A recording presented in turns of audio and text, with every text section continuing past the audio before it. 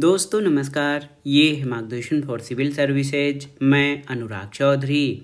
दोस्तों आज की वीडियो में प्रस्तुत है नागरिक शास्त्र अथवा राजनीति विज्ञान से आयोजित विभिन्न परीक्षाओं के लिए महत्वपूर्ण प्रश्न और उनके उत्तर।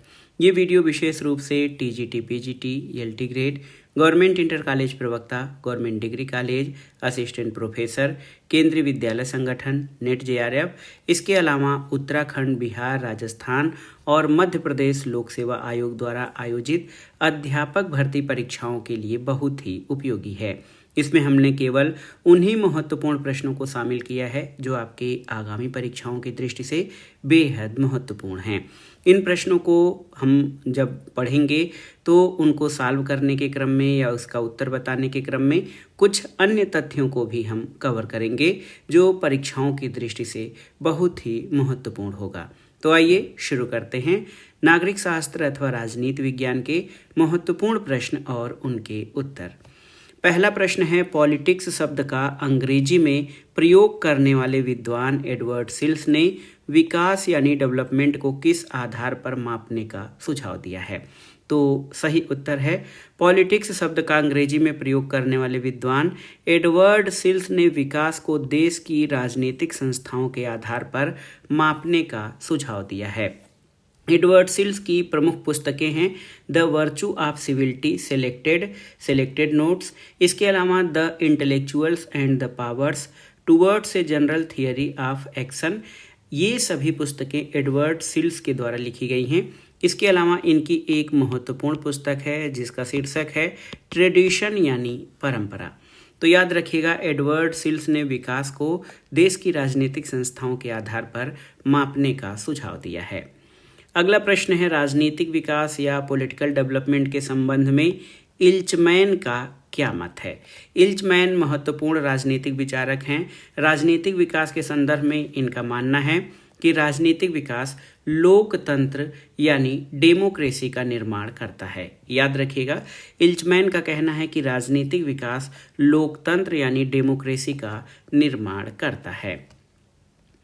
अगले प्रश्न पर आते हैं। बेहद महत्वपूर्ण प्रश्न है कि रिपब्लिक के अतिरिक्त प्लेटो की अन्य महत्वपूर्ण रचनाएं कौन सी हैं? तो आप जान लीजिए, रिपब्लिक प्लेटो की सबसे महत्वपूर्ण पुस्तक है जिसमें उसके आदर्शवादी विचार, आदर्श राजा, साम्यवाद और साथ ही साथ शिक्षा तथा परिवार विषयक साम्यवाद आदि के संबंध में वर्णन मिलता है। इसके अलावा जो राजनीतिक दृष्टिकोण से दो महत्वपूर्ण पुस्तकें और हैं प्लेटो की, उसमें द स्टेट्समैन और द लाज हैं। इसके साथ ही प्लेटो की अन्य प्रमुख रचनाओं में द अपोलॉजी, क्रीटो, सोफिस्ट, फेड्रो और लाज आदि रचनाएं जो हैं ये महान ग्रीक दार्शनिक प्लेटो की हैं। अगला प्रश्न है, राज्य का आधार जनसहमति है न कि बल। ये उदारवादी विचार किसने दिया था? तो ये कथन या ये विचार उदारवाद के जनक जॉन लॉक द्वारा दिया गया कि राज्य का आधार जनसहमति है न कि बल। याद रखिएगा। अगले प्रश्न पर आते हैं। ये है कि किसने कहा कि संप्रभुता नागरिकों और प्रजाजनों के ऊपर वह सर्वोच्च शक्ति है जो कानूनों द्वारा मर्यादित नहीं है? तो ये कथन किसके द्वारा कहा गया? तो याद रखिएगा, जीन बोदा ने कहा कि संप्रभुता नागरिकों और प्रजाजनों के ऊपर वो सर्वोच्च शक्ति है जो कानून द्वारा मर्यादित नहीं है। और याद रखिएगा, संप्रभुता या सॉवरेनिटी शब्द का सबसे पहले प्रयोगकर्ता जीन बोदा है और इन्होंने इसकी सबसे महत्वपूर्ण व्याख्या भी की है। अगला प्रश्न है, बोदा ने संप्रभुता के विचार को किस पुस्तक में प्रतिपादित किया है? तो बोदा की महत्वपूर्ण पुस्तक है 6 बुक कंसर्निंग रिपब्लिक जो 1576 में प्रकाशित हुई थी। द 6 बुक्स ऑन रिपब्लिक या द 6 बुक्स कंसर्निंग रिपब्लिक 1576 में प्रकाशित पुस्तक है। इसमें इन्होंने संप्रभुता संबंधी विचार दिया है। अगला प्रश्न है, अरस्तु के अनुसार वितरणात्मक न्याय या डिस्ट्रीब्यूटिव जस्टिस का आधार क्या होना चाहिए? तो अरस्तु के अनुसार वितरणात्मक न्याय का आधार योग्यता यानी मेरिट होना चाहिए, यानी जो व्यक्ति जिस योग्य हो उसके अनुसार उसे वस्तुओं, अधिकारों और सेवाओं का वितरण किया जाना चाहिए। अगला प्रश्न है, प्राकृतिक अधिकार यानी नेचुरल राइट्स का सिद्धांत सबसे पहले किसने व्यवस्थित रूप से प्रतिपादित किया था? आपको बताना है। तो उदारवाद के जनक या उदारवाद की आत्मा जॉन लॉक ने सबसे पहले प्राकृतिक अधिकारों या नेचुरल राइट्स के सिद्धांत को प्रतिपादित किया था और इन्होंने कहा कि प्राकृतिक अवस्था में मनुष्य के जन्म के साथ ही उसके कुछ प्राकृतिक अधिकार होते हैं जिनकी रक्षा करने का दायित्व राज्य का होता है। लॉक के अनुसार 3 प्रमुख प्राकृतिक अधिकार कौन से हैं? तो याद रखिएगा, जीवन, स्वतंत्रता और संपत्ति, यानी लाइफ, लिबर्टी एंड प्रॉपर्टी के अधिकार जॉन लॉक द्वारा वर्णित 3 प्रमुख प्राकृतिक अधिकार हैं। अगला प्रश्न है कि संपत्ति के अधिकार को जीवन और स्वतंत्रता का आधार किसने माना है? तो जॉन लॉक ने 3 अधिकारों में, यानी जीवन का अधिकार, स्वतंत्रता का अधिकार और संपत्ति के अधिकार में जीवन और स्वतंत्रता का आधार जो है संपत्ति के अधिकार को जीवन और स्वतंत्रता का आधार जॉन लॉक ने माना है। यानी जीवन और स्वतंत्रता का आधार जो है वो संपत्ति का आधार है, ऐसा जॉन लॉक का मानना है। अगला प्रश्न है कि राजा को अपनी प्रजा के प्रति पिता जैसा व्यवहार करना चाहिए। ये विचार किस भारतीय ग्रंथ में मिलता है? तो कौटिल्य के अर्थशास्त्र में ये विचार मिलता है कि राजा को अपनी प्रजा के प्रति पिता जैसा व्यवहार करना चाहिए। यानी राजा भले ही शासक है, वो राज्य का स्वामी होता है, इसलिए उसे प्रजाजनों के प्रति पिता जैसा या संरक्षक जैसा व्यवहार करना चाहिए। ये कौटिल्य के अर्थशास्त्र में वर्णित है। अगला प्रश्न है, कौटिल्य के अनुसार दंड नीति का क्या महत्व है? तो दंड नीति, जिसको कि जो है राजनीति भी कहा जाता है, ये समाज में व्यवस्था रखने और धर्म की रक्षा करने का साधन है। कौटिल्य के अर्थशास्त्र में वर्णित है और उसमें दंड नीति को बहुत ही महत्व दिया गया है। अगला प्रश्न है, व्यवहारवाद या बिहेवियरलिज्म की 8 बौद्धिक आधारशिलाएं किसने बताई हैं? तो व्यवहारवाद के जनक डेविड ईस्टन हैं। इन्होंने व्यवहारवाद की 8 बौद्धिक आधारशिलाएं बताई हैं। व्यवहारवाद की 8 बौद्धिक आधारशिलाएं या intellectual foundation stone David Easton के द्वारा प्रतिपादित की गई, जिन्हें व्यवहारवाद के क्रेडो कहा जाता है। व्यवहारवाद के क्रेडो या आधारशिला कहा जाता है। ये 20वीं शताब्दी के मध्य में राजनीति विज्ञान में वैज्ञानिक दृष्टिकोण लाने का आधार बनी। डेविड ईस्टन द्वारा बताई गई व्यवहारवाद की 8 बौद्धिक आधारशिलाओं में नियमितताएं यानी रेगुलरिटीज, सत्यापन यानी वेरिफिकेशन, तकनीक यानी टेक्निक्स, परिमाणीकरण क्वांटिफिकेशन, मूल्य यानी वैल्यूज, व्यवस्थितीकरण यानी सिस्टमेटाइजेशन, शुद्ध विज्ञान यानी प्योर साइंस और एकीकरण यानी इंटीग्रेशन है। तो याद रखिएगा, व्यवहारवाद की 8 बौद्धिक आधारशिलाएं डेविड ईस्टन ने बताई हैं, जिनके बारे में हमने बात किया है। अगला प्रश्न है, डेविड ईस्टन द्वारा बताई गई व्यवहारवाद की पहली विशेषता क्या है? तो ये है नियमितता यानी रेगुलरिटीज। नियमितता या रेगुलरिटीज डेविड ईस्टन द्वारा बताई गई व्यवहारवाद की पहली विशेषता है। इसके अलावा सत्यापन, तकनीक, परिमाणीकरण, मूल्य, व्यवस्थीकरण, शुद्ध विज्ञान और एकीकरण, ये व्यवहारवाद की 8 प्रमुख आधारशिलाएं हैं। अगला प्रश्न है, व्यवहारवाद के प्रतिक्रिया स्वरूप या व्यवहारवाद में कुछ संशोधन करने के लिए उत्तर व्यवहारवाद या पोस्ट बिहेवियरलिज्म आया। इसमें प्रासंगिकता का सिद्धांत यानी क्रेडो ऑफ रिलेवेंस क्या है? तो उत्तर व्यवहारवाद में प्रासंगिकता का सिद्धांत ये बताता है कि ज्ञान का समाज की समस्याओं के समाधान में उपयोगी होना चाहिए। ज्ञान वही है जो समाज की समस्याओं के समाधान में उपयोगी हो, यही उत्तर व्यवहारवाद के प्रासंगिकता का सिद्धांत है। अगला प्रश्न है, एक परिभाषा है कि राजनीति शास्त्र इतिहास की धारा में राजनीति का एक विशिष्ट प्रवाह है। ये कथन किसका है? तो ये कथन दोस्तों लॉर्ड ब्राइस का है, जो कहते हैं कि राजनीति विज्ञान इतिहास की धारा में राजनीति का एक विशिष्ट प्रवाह है। अगला प्रश्न है, political system, the political system पुस्तक का प्रकाशन कब हुआ था? तो द पॉलिटिकल सिस्टम पुस्तक डेविड ईस्टन के द्वारा लिखी गई है। याद रखिएगा दोस्तों, डेविड ईस्टन के द्वारा लिखी गई है। डेविड ईस्टन के द्वारा लिखी गई पुस्तक है द पॉलिटिकल सिस्टम। इस पुस्तक का प्रकाशन वर्ष 1915 में हुआ था। अगला प्रश्न है, शक्ति और सत्ता में प्रमुख अंतर क्या है? तो शक्ति बल प्रयोग की क्षमता है, न कि उसका वास्तविक प्रयोग। शक्ति की परिभाषा इस प्रकार दी जाती है कि शक्ति बल प्रयोग की क्षमता है, न कि उसका वास्तविक प्रयोग। और सत्ता जो है, सत्ता वैधानिक और औचित्यपूर्ण शक्ति है। शक्ति बल प्रयोग की क्षमता है, न कि उसका वास्तविक प्रयोग, जबकि सत्ता में वैधानिकता और औचित्यपूर्ण शक्ति निहित होती है। अगला प्रश्न है, सत्ता या अथॉरिटी के 3 प्रकार कौन से हैं? तो सत्ता के 3 प्रकार पारंपरिक, करिश्माई और कानूनी तार्किक सत्ता हैं। ये सत्ता के 3 प्रकारों का वर्णन किसने किया है? तो सही उत्तर है नौकरशाही के विशिष्ट व्याख्याकार मैक्स वेबर ने सत्ता के 3 प्रकार बताए हैं: पारंपरिक सत्ता, करिश्माई सत्ता और कानूनी तार्किक सत्ता। अगला प्रश्न है, एक महत्वपूर्ण प्रश्न है, आसान सा। लोकतंत्र जनता का, जनता के द्वारा और जनता के लिए शासन है, ये प्रसिद्ध परिभाषा किसकी है? तो ये पूर्व अमेरिकी राष्ट्रपति अब्राहम लिंकन द्वारा दी गई परिभाषा है कि लोकतंत्र जनता का, जनता द्वारा और जनता के लिए शासन है। अगला प्रश्न है, विकासशील देशों के संबंध में प्रिज्मेटिक समाज या प्रिज्मेटिक सोसाइटी की अवधारणा किसने दी है? तो ये अवधारणा F.W. रिक्स के द्वारा दी गई है। विकासशील देशों के संबंध में प्रिज्मेटिक समाज या प्रिज्मेटिक सोसाइटी की अवधारणा F.W. रिक्स के द्वारा प्रतिपादित की गई है। अगला प्रश्न है, J.S. मिल यानी जॉन स्टुअर्ट मिल ने महिला मताधिकार का समर्थन किस आधार पर किया था? तो याद रखिएगा, J.S. मिल ने स्वतंत्रता और महिलाओं के अधिकारों पर विशेष बल दिया था और उन्होंने महिला अधिकार का समर्थन इस आधार पर किया कि लैंगिक समानता और न्याय इसी में है कि हमें महिलाओं को भी पुरुषों के समान मताधिकार दिया जाना चाहिए। तो महिला मताधिकार का समर्थन J.S. मिल ने लैंगिक समानता और न्याय के आधार पर किया था।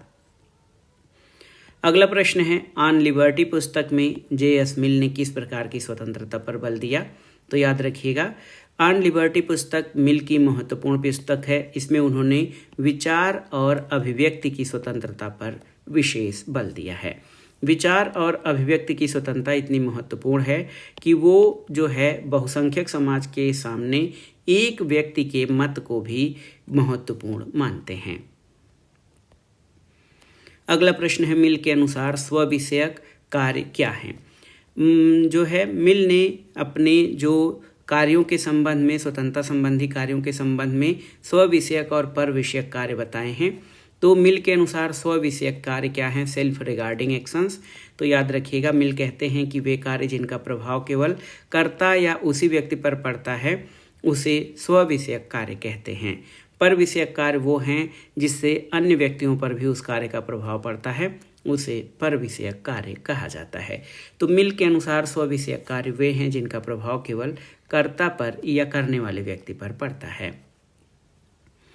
अगला प्रश्न महत्वपूर्ण है कि बेंथम ने प्राकृतिक अधिकारों की अवधारणा को एक सिरे से नकारते हुए क्या कहा है? तो बेंथम आप जानते हैं महत्वपूर्ण उपयोगितावादी दार्शनिक और विचारक हैं। इन्होंने प्राकृतिक अधिकारों को बैसाखियों पर बकवास यानी नॉनसेंस अपान स्टिल्ट्स की संज्ञा दी है। तो याद रखिएगा, बेंथम ने प्राकृतिक अधिकारों के सिद्धांत को बैसाखियों पर बकवास की संज्ञा दी है। अगला प्रश्न है, संसदात्मक शासन प्रणाली यानी पार्लियामेंट्री फॉर्म ऑफ गवर्नमेंट का आदर्श उदाहरण कौन सा देश है? तो ब्रिटेन संसदात्मक शासन प्रणाली का सबसे महत्वपूर्ण उदाहरण है और ब्रिटेन की संसद को दुनिया की सभी संसदों की जननी भी कहा जाता है, क्योंकि सबसे पहले संसदात्मक शासन प्रणाली का विकास ब्रिटेन में हुआ था। अगला प्रश्न है, अध्यक्षात्मक शासन प्रणाली या प्रेसिडेंशियल सिस्टम की मुख्य विशेषता क्या है? याद रखिएगा, अध्यक्षात्मक शासन प्रणाली की मुख्य विशेषता कार्यपालिका का विधायिका से स्वतंत्र होना है। तो संसदीय शासन प्रणाली और अध्यक्षात्मक शासन प्रणाली में इसी आधार पर अंतर किया जाता है कि संसदीय शासन प्रणाली में कार्यपालिका और विधायिका एक दूसरे से संबंधित होते हैं और जबकि अध्यक्षात्मक शासन प्रणाली में कार्यपालिका और विधायिका एक दूसरे से संबंधित न होकर एक दूसरे से स्वतंत्र होते हैं। अगला प्रश्न है, न्यायिक पुनरावलोकन या जुडिशियल रिव्यू की शक्ति सबसे पहले किस देश में विकसित हुई?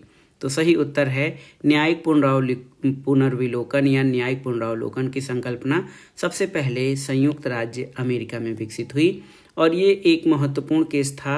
मारबरी बनाम मेडिसन केस में न्यायिक पुनरावलोकन की धारणा स्पष्ट रूप से व्याख्यायित की गई थी।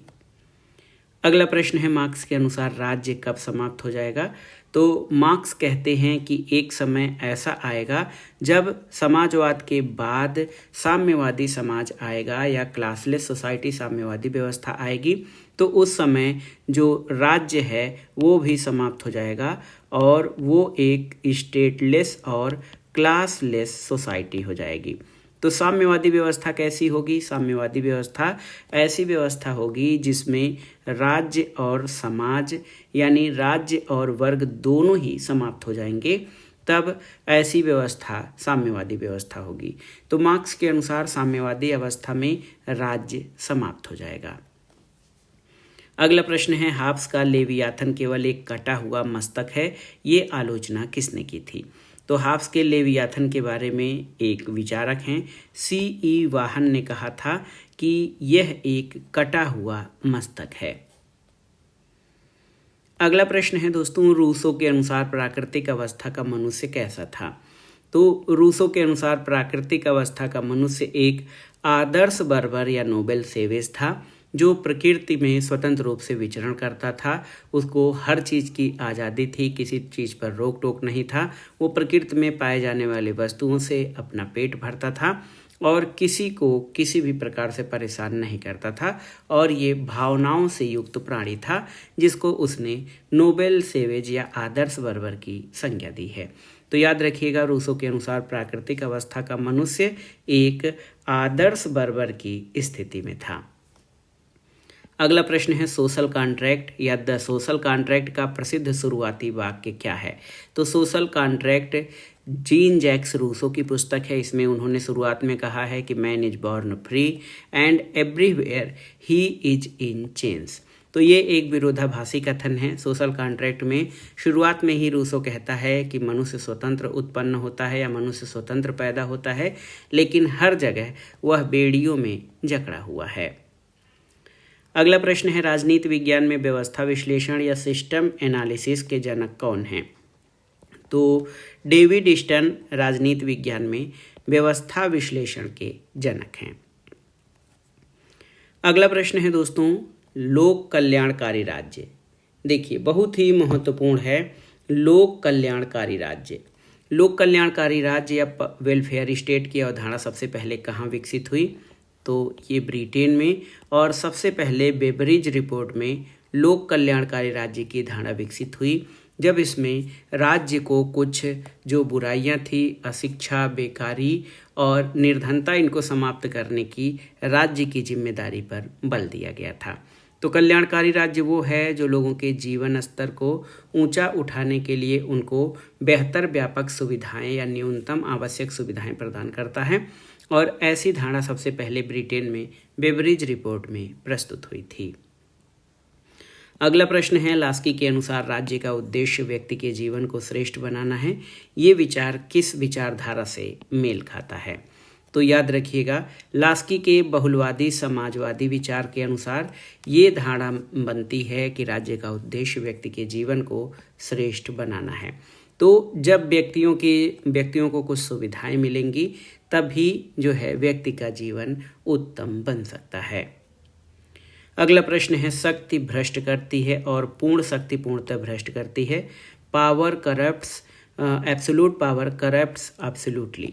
ये प्रसिद्ध कथन किसका है? तो ये लॉर्ड एक्टन का कथन है जो कहते हैं कि सत्ता या शक्ति भ्रष्ट करती है, पूर्ण शक्ति पूर्णतः भ्रष्ट कर देती है।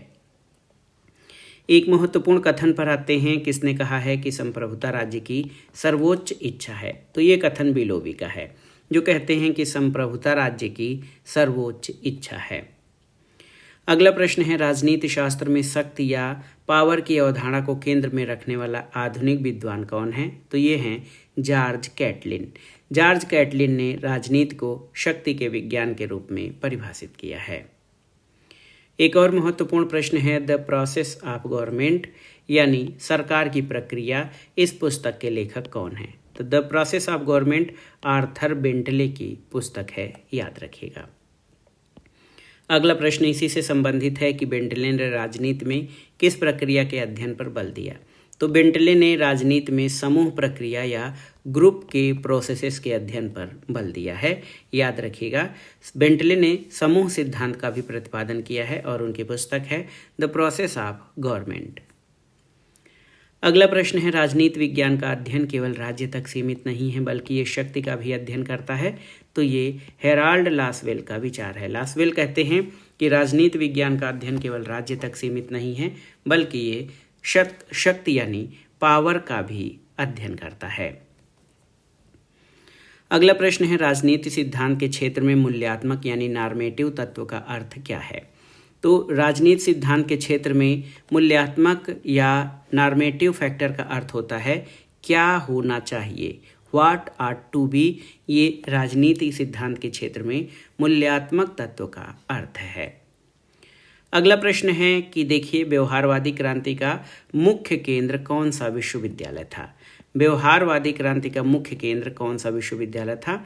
तो शिकागो विश्वविद्यालय व्यवहारवादी क्रांति का मुख्य केंद्र था। और आपके लिए एक प्रश्न है, आपको बताना है, महत्वपूर्ण प्रश्न है कि व्यवहारवाद का जो शुरुआती या व्यवहारवाद के मनोवैज्ञानिक जनक कौन माने जाते हैं, इसके बारे में आपको बताना है। तो आप बताइएगा कौन है व्यवहारवादी क्रांति के शुरुआती जो प्रवर्तक रहे हैं, वो कौन रहे हैं। अगर आप मेरियम का नाम जानते हैं तो हमें बताइएगा कि कौन रहे हैं। अगला प्रश्न है आमंड और पावेल के अनुसार राजनीतिक व्यवस्था में निवेश या इनपुट कार्य क्या होते हैं। तो याद रखिएगा दोस्तों, राजनीतिक भर्ती, सामाजिकरण और हित प्रकटीकरण। देखिए आमंड और पावेल के अनुसार पॉलिटिकल सिस्टम के इनपुट्स जो हैं वो राजनीतिक भर्ती, सामाजिकरण और हित प्रकटीकरण हैं। अगला प्रश्न है हित समूहन या इंटरेस्ट एग्रीगेशन का कार्य मुख्य रूप से किसके द्वारा किया जाता है। तो राजनीतिक दलों के द्वारा। याद रखिएगा दोस्तों, राजनीतिक दलों के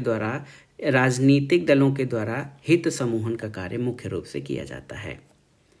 अगला प्रश्न है अरस्तु ने अपने वर्गीकरण में तंत्र या पॉलिटी को किसका मिश्रण माना है। तो अरस्तु ने अपने वर्गीकरण में पॉलिटी को कुलीन तंत्र और लोकतंत्र का मिश्रण माना है, याद रखिएगा।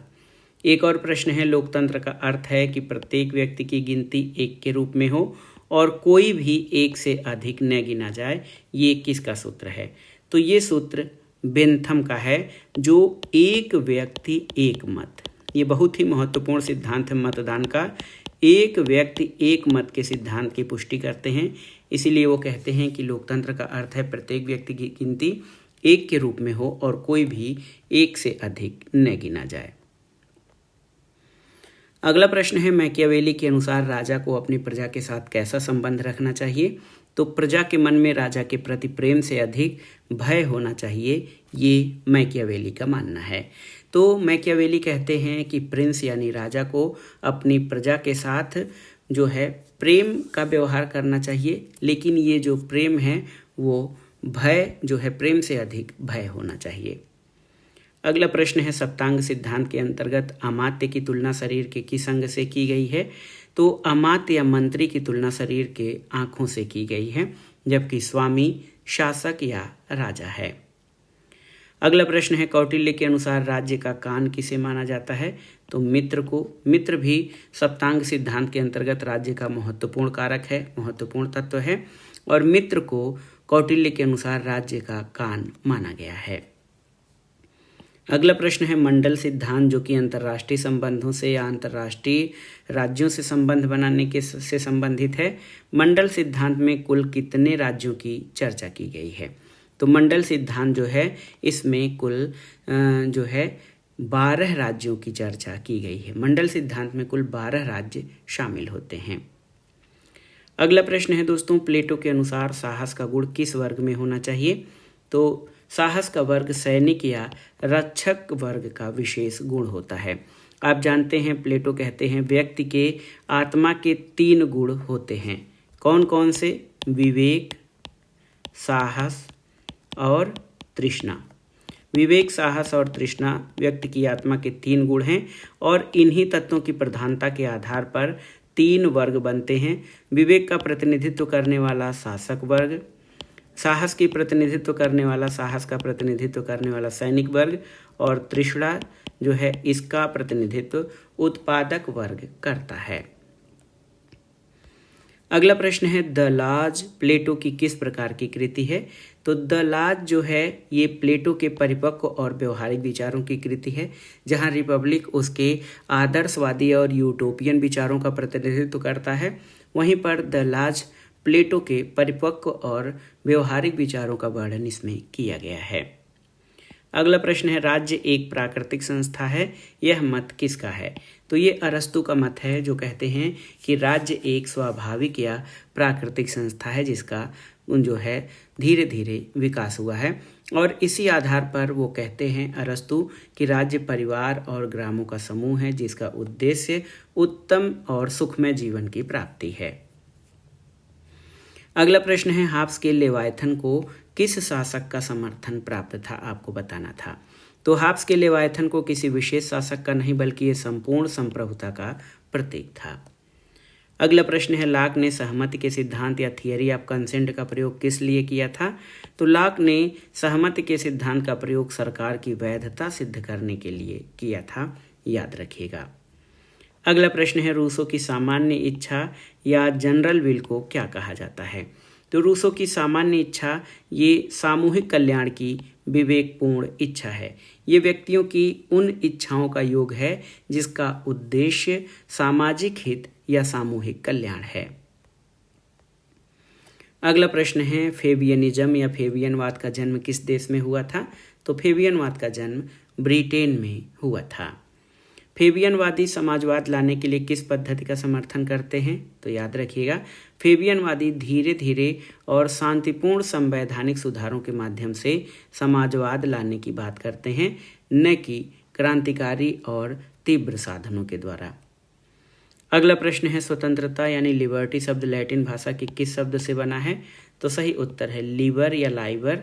लीबर शब्द जो है ये लैटिन भाषा का शब्द है जिससे लिबर्टी शब्द बना है, जिसका अर्थ स्वतंत्रता होता है। लिबर शब्द का अर्थ क्या होता है। तो ये है बंधनों का अभाव। लिबर शब्द जो लैटिन भाषा का शब्द है जिससे लिबर्टी शब्द की उत्पत्ति हुई है, इसका अर्थ होता है बंधनों का अभाव। अगला प्रश्न है समानता का अर्थ ये नहीं कि सभी के साथ एक जैसा व्यवहार हो, बल्कि ये है कि सबको समान अवसर मिले। ये विचार किसका है। तो ये विचार लास्की का है।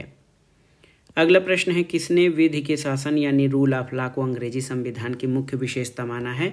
तो ये हैं A.V.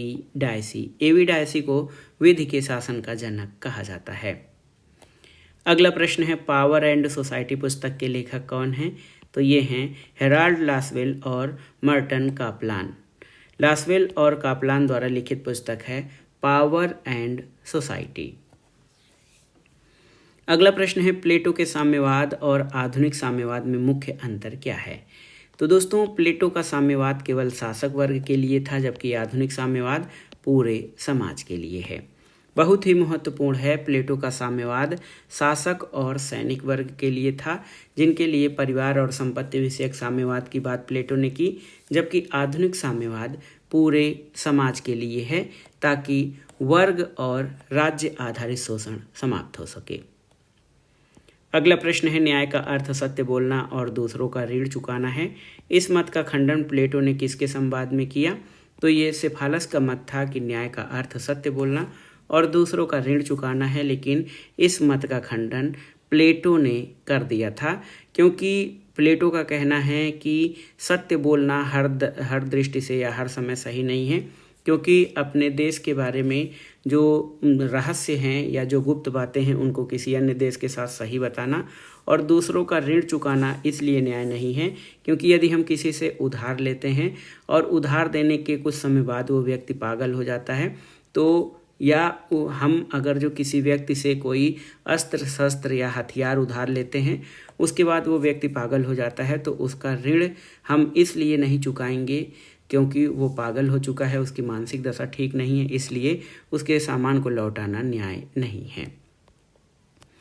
अगला प्रश्न है राजनीति विज्ञान में अल्प वर्ग या अल्पसंख्यक विशेष में शक्ति का अध्ययन क्या कहलाता है? तो सही उत्तर है एलीट थियरी या अभिजात्य सिद्धांत।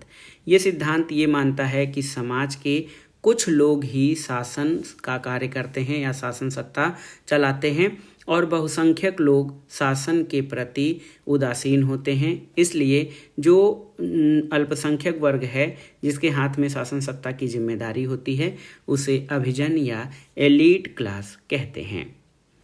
अगला प्रश्न है मार्क्स के अनुसार राज्य किस वर्ग का प्रतिनिधित्व करता है? तो राज्य शोषक वर्ग या पूंजीपति वर्ग का प्रतिनिधित्व करता है। ये मार्क्सवाद की मान्यता है। अगला प्रश्न है कम्युनिस्ट मैनिफेस्टो का प्रकाशन किस वर्ष हुआ? तो 1848 में कम्युनिस्ट मैनिफेस्टो या साम्यवादी घोषणा पत्र का प्रकाशन हुआ था। हीगल ने राज्य को क्या संज्ञा दी है? तो हीगल एक आदर्शवादी विचारक है। वो राज्य को पृथ्वी पर ईश्वर का मार्च, राज्य को पृथ्वी पर ईश्वर का शोभा यात्रा या पदानुक्रम मानता है। अगला प्रश्न है टी.एच. ग्रीन ने स्वतंत्रता को क्या माना है? तो करने योग्य कार्यों को करने की सकारात्मक शक्ति। टी.एच. ग्रीन ने स्वतंत्रता को ऐसे ही परिभाषित और व्याख्यायित किया है। अगला प्रश्न है दार्शनिक राजा का सिद्धांत या फिलासफर किंग का सिद्धांत किस दर्शन की आधारशिला है? तो प्लेटो के दर्शन का मूल सिद्धांत दार्शनिक राजा का सिद्धांत है और वो कहता है कि नगर राज्य तभी बुराइयों से मुक्त हो सकते हैं जब दार्शनिक राजा शासन करेगा। अगला प्रश्न है अरस्तु के अनुसार क्रांति का मुख्य कारण क्या है? तो असमानता और असंतोष की भावना ये क्रांति का मुख्य कारण है। अगला प्रश्न है अर्थशास्त्र में विद्याओं के कितने प्रकार बताए गए हैं? तो अर्थशास्त्र में 4 प्रकार की विद्याएं बताई गई हैं, आन्वीक्षिकी, त्रयी, वार्ता और दंडनीति। याद रखिएगा अर्थशास्त्र या कौटिल्य के अर्थशास्त्र में विद्याओं के 4 प्रकार बताए गए हैं, आन्वीक्षिकी, त्रयी, वार्ता और दंडनीति। अगला प्रश्न है मैकियावेली ने राजनीति को किससे पूरी तरह अलग कर दिया? तो मैकियावेली यथार्थवादी राजनीति और व्यवहारवादी राजनीति का प्रणेता है। इसने राजनीति को नैतिकता और धर्म से पूरी तरह अलग कर दिया है। अगला प्रश्न है दोस्तों आनुपातिक समानता का सिद्धांत किसने दिया था? तो आनुपातिक समानता का सिद्धांत अरस्तु ने प्रतिपादित किया था। एक और महत्वपूर्ण प्रश्न है जे.एस. मिल को अनिच्छुक लोकतंत्रवादी किसने कहा? तो C.L. बेपर ने जे.एस. मिल को अनिच्छुक लोकतंत्रवादी कहा है। अगला प्रश्न है एक व्यक्ति एक मत का विरोध किसने किया? तो जे.एस. मिल ने एक व्यक्ति एक मत का विरोध किया, हालांकि बेंथम ने एक व्यक्ति एक मत का समर्थन किया था। मिल जो है बहुल और भारात्मक मतदान का समर्थन करते हैं, यानी समाज के शिक्षित और धनी व्यक्तियों को एक से अधिक वोट देने का अधिकार की बात जे.एस. मिल के द्वारा की गई है। अगला प्रश्न है गांधी जी ने राज्य को क्या माना? तो गांधी जी ने राज्य को संगठित हिंसा का रूप माना जो अपनी बात मनवाने पर लोगों पर बल प्रयोग और दंड शक्ति का प्रयोग करता है। इसलिए गांधी जी ने राज्य को दार्शनिक रूप से अनावश्यक माना है और इनको दार्शनिक अराजकतावादी की संज्ञा दी जाती है। अगला प्रश्न है सर्वोदय शब्द का प्रयोग गांधी जी ने किस पुस्तक के अनुवाद में किया? तो ये जॉन रस्किन की पुस्तक है अनटू दिस लास्ट। इसमें उन्होंने सर्वोदय शब्द का प्रयोग किया है। अगला प्रश्न है संप्रभुता की अद्वैतवादी या मोनिस्टिक सिद्धांत क्या है? तो संप्रभुता का अद्वैतवादी या एकलवादी सिद्धांत मानता है कि संप्रभुता अखंड है, इसे जो है बांटा नहीं जा सकता, अविभाज्य है, इसका विभाजन नहीं किया जा सकता और संप्रभुता सर्वोच्च है। तो ये संप्रभुता का अद्वैतवादी सिद्धांत मानता है और संप्रभुता के एकलवादी सिद्धांत के प्रमुख प्रवर्तक ऑस्टिन हैं। अगला है कि लास्की किस प्रकार की संप्रभुता के विरोधी थे? तो लास्की ने पूर्ण और असीमित संप्रभुता का विरोध किया है और लास्की बहुलवाद के जो है समर्थक हैं। अगला प्रश्न है अधिकार सामाजिक जीवन की वे परिस्थितियां हैं जिनके बिना मनुष्य अपना सर्वांगीण विकास नहीं कर सकता। ये परिभाषा किसके द्वारा दी गई है? तो ये लास्की की परिभाषा है जो कहते हैं कि अधिकार सामाजिक जीवन की वे परिस्थितियां हैं जिनके अभाव में मनुष्य अपना विकास नहीं कर सकता। अगला प्रश्न है कानूनी अधिकार का सिद्धांत क्या मानता है? तो तो कानूनी अधिकारों का सिद्धांत ये मानता है कि अधिकार राज्य की कृति हैं। एक और महत्वपूर्ण प्रश्न है, राजनीतिक संस्कृति या पॉलिटिकल कल्चर शब्द का प्रयोग सबसे पहले किसने किया था? तो गैब्रियल आमंड ने 1956 में जो है राजनीतिक संस्कृति शब्द का प्रयोग किया है। अगला प्रश्न है, किसने कहा कि संविधान के बिना राज्य राज्य न होकर अराजकता का शासन होगा? तो ये जेलिनेक का कथन है, जो कहते हैं संविधान के बिना राज्य राज्य न होकर अराजकता का शासन होगा। अगला प्रश्न है, राजनीतिक सामाजिकरण का मुख्य साधन क्या है? राजनीतिक सामाजिकरण यानी पॉलिटिकल सोशलाइजेशन का मुख्य साधन क्या है? तो राजनीतिक सामाजिकरण के मुख्य साधन में परिवार, मित्र, राजनीतिक दल, विद्यालय और जनसंचार के साधन, ये राजनीतिक सामाजिकरण या राजनीतिक संस्कृति के आदान प्रदान के महत्वपूर्ण साधन हैं। अगला प्रश्न है, प्लेटो के अनुसार शिक्षा का मुख्य उद्देश्य क्या है? तो प्लेटो कहते हैं कि आत्मा का विकास और सत्य का साक्षात्कार शिक्षा का मुख्य उद्देश्य है, और शिक्षा के द्वारा ही प्लेटो ने अपने शिक्षा योजना के द्वारा उसने शासक और सैनिक वर्ग के जो है प्रशिक्षण की भी बात कही है। अगला प्रश्न है, कौटिल्य के अनुसार वार्ता का अर्थ क्या होता है? ये भी प्रश्न बहुत ही महत्वपूर्ण है। कौटिल्य के अनुसार वार्ता का अर्थ क्या है? कृषि, पशुपालन और वाणिज्य यानी आर्थिक गतिविधियां कौटिल्य के अनुसार वार्ता के अंतर्गत आती हैं। अगला प्रश्न है कि पार्लियामेंट शब्द की उत्पत्ति किस भाषा से हुई है?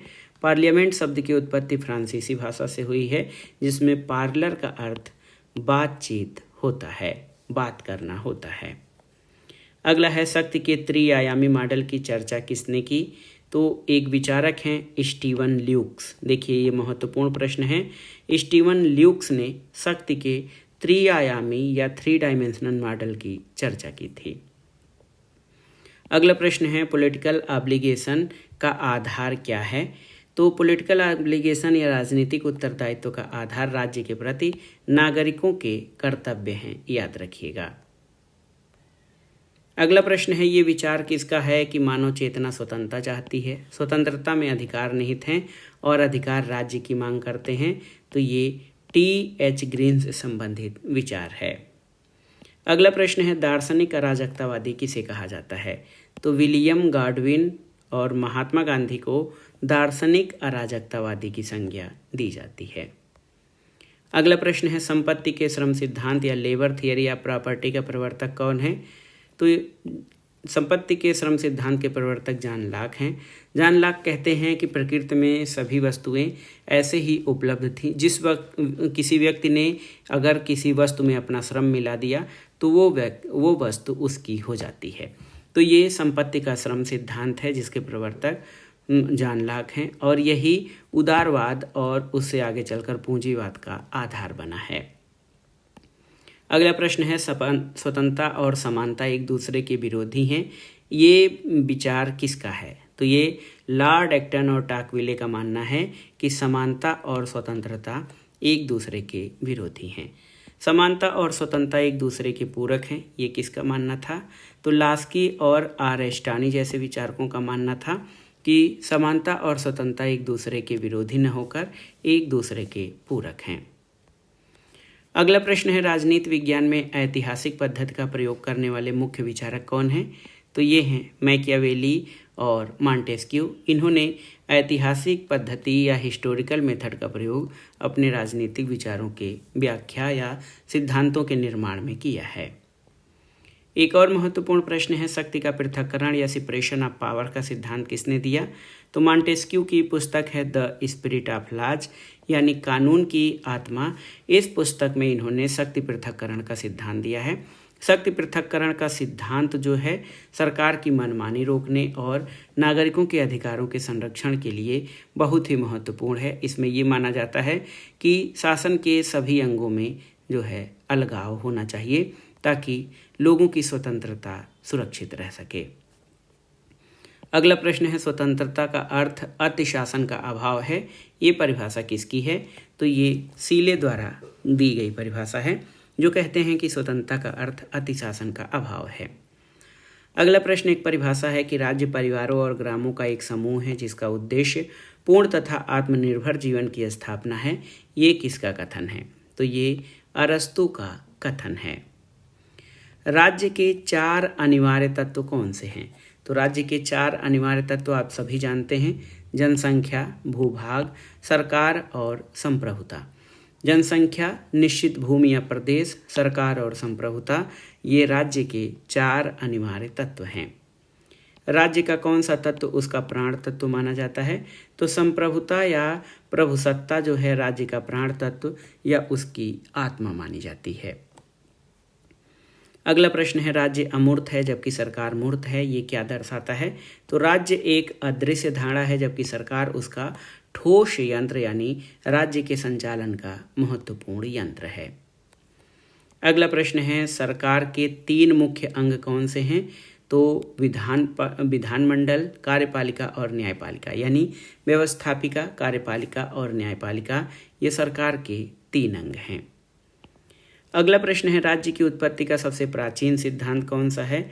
तो divine origin theory of state, यानी दैवीय उत्पत्ति का सिद्धांत, ये राज्य का सबसे प्राचीन सिद्धांत है, जिसमें ये माना जाता है कि राज्य की स्थापना ईश्वर ने की है और राजा पृथ्वी पर ईश्वर का प्रतिरूप या उसका प्रतिनिधि है और प्रजा को राजा के किसी भी बात का विरोध नहीं करना चाहिए। अगला प्रश्न है social contract, the social contract पुस्तक के लेखक कौन हैं? तो ये रूसो हैं। रूसो ने सामाजिक संविदा पुस्तक लिखी है। अगला है राज्य की उत्पत्ति का सबसे वैज्ञानिक और स्वीकार्य सिद्धांत कौन सा है?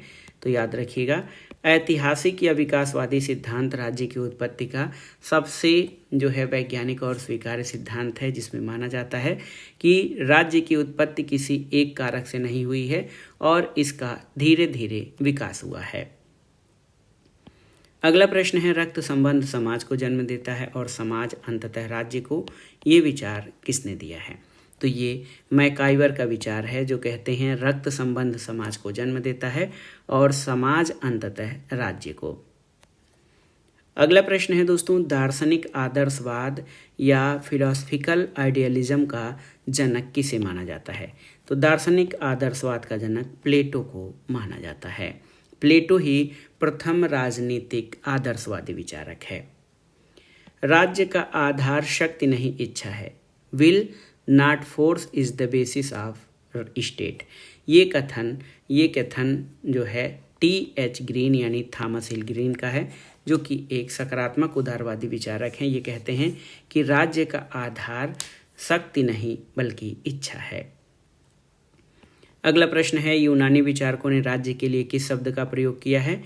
तो यूनानी विचारकों ने पोलिस शब्द का प्रयोग किया है, जिसका अर्थ नगर राज्य या शहर राज्य होता है और प्राचीन यूनान में छोटे छोटे कई नगर राज्य थे। अगला प्रश्न है मध्यकाल को अराजकता का काल क्यों कहा जाता है?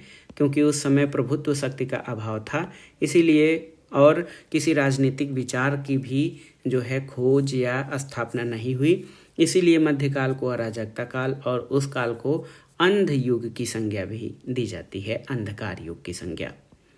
अगला प्रश्न है क्या सामंत यानी नाइट्स के पास पूर्ण संप्रभुता थी? तो नहीं, सामंतों के पास पूर्ण संप्रभुता नहीं थी, वे स्वयं महाराज या शासक के अधीन थे।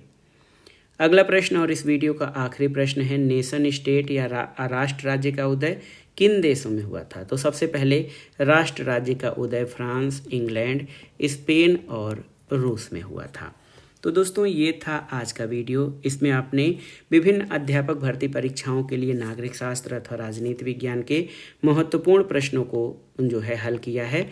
ये प्रश्न TGT, PGT, LT grade, government inter college प्रवक्ता, government degree college, GIC, GDC, assistant professor, Kendriya Vidyalaya संगठन, इसके अलावा बीपीएससी टीआरई के लिए, साथ ही साथ मध्य प्रदेश, उत्तराखंड, राजस्थान राज्यों द्वारा आयोजित परीक्षाओं के लिए बहुत ही उपयोगी हैं।